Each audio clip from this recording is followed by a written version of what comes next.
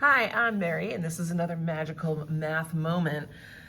In this video, we are going to check out some graphs of inverse trig functions, as well as evaluate some different things that are being asked of us. Buckle up, kids, it's gonna get weird. First, before we begin, let's kind of talk about where some of these weird values come from as we're looking at this. If I consider the graph of sine x, I'm looking at just one piece of it, right? Because if I'm trying to find an inverse, remember that just means that the x and y values swap places. They just kind of flip. So if I consider the entire sine curve, it's not going to pass that horizontal line test. So I can only look at one chunk. So I'm looking from negative pi over 2 to pi over 2. I can see the coordinate pairs within this little domain here. When I have my xy pairs, they're going to flip, and those represent the new coordinates of arc sine or sine inverse. So you can see that this goes from negative pi over 2 to 0, 0 to 1 pi over 2. The domain of the inverse goes from negative 1 to 1. That's going to be important in a little bit. We're going to do the same thing with cosine. So again, I'm only looking at a chunk of cosine because if I continue this up, I'm not passing the horizontal line test and I can't find an inverse. So if I look from 0 to pi, I get 3 points. I can then flip the x and y values, they switch place.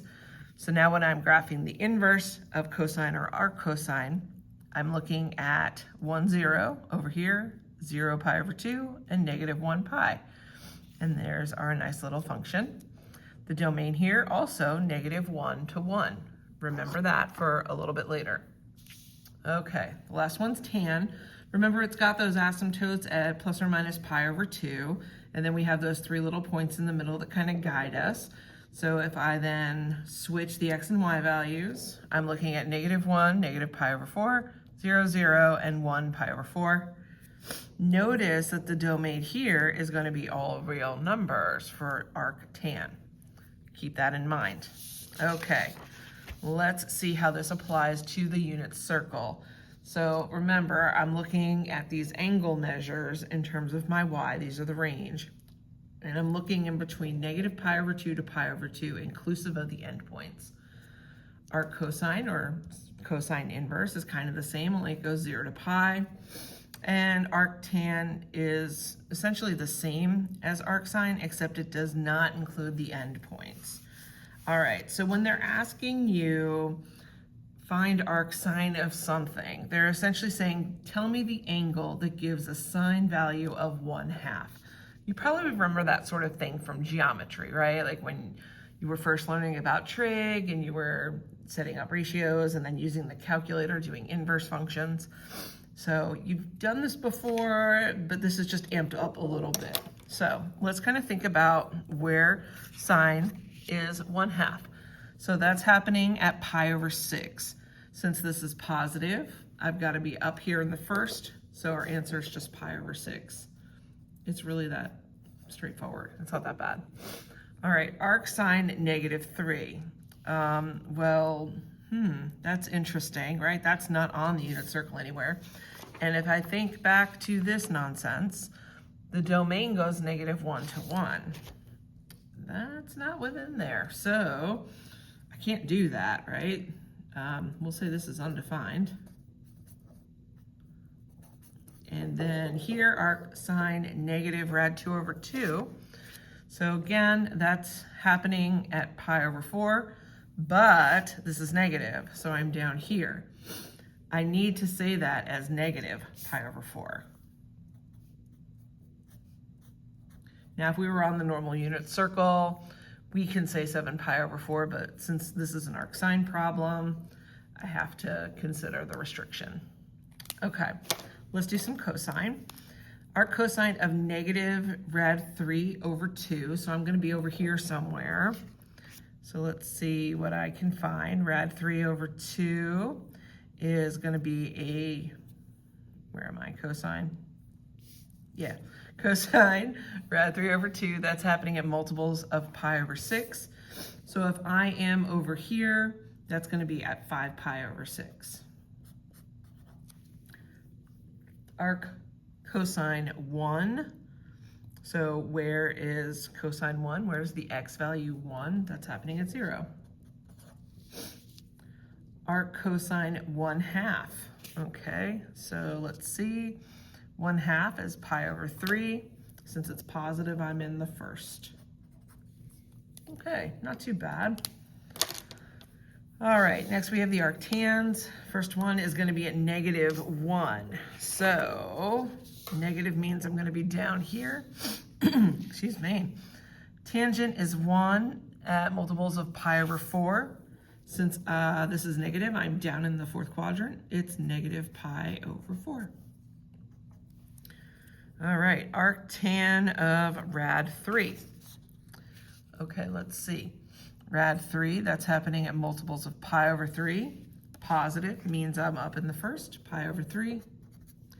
And then this one's weird, arctan 0. Okay, so remember when we're looking at our graph here, because you might be thinking, oh, tangent, that's y over x. And if I'm trying to get a value of 0, where would that be happening?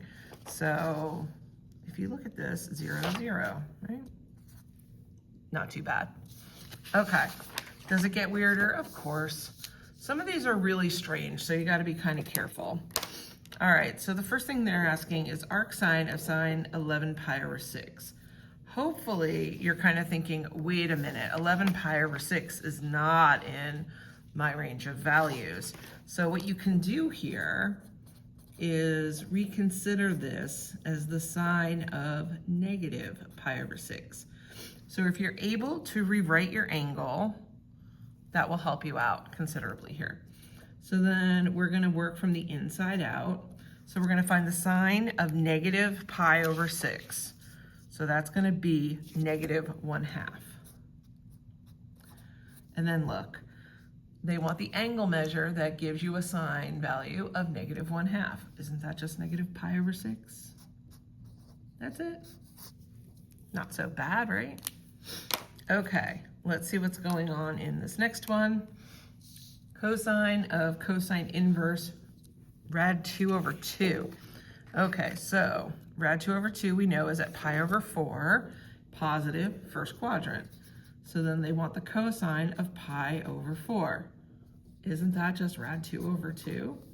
Okay, so you'll see in a lot of these, they kind of like cancel out if you want to think of it like that.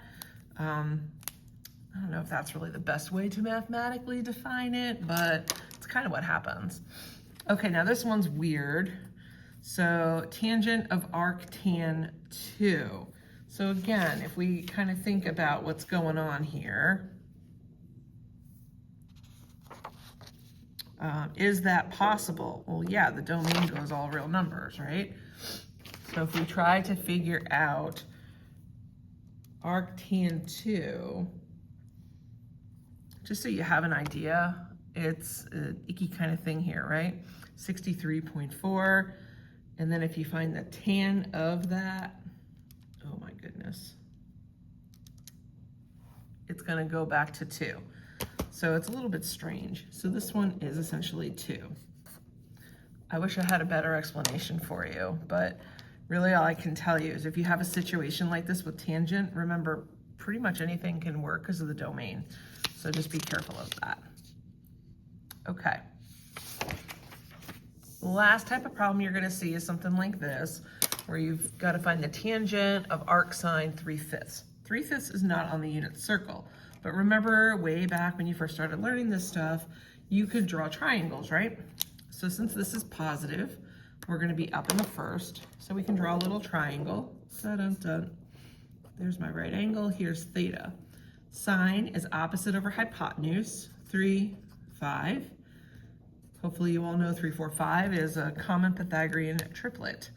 So basically, once you have this triangle all set, you're essentially going to find tangent of this theta. Because we don't know offhand what that is, but I know tangent is opposite over adjacent, 3/4.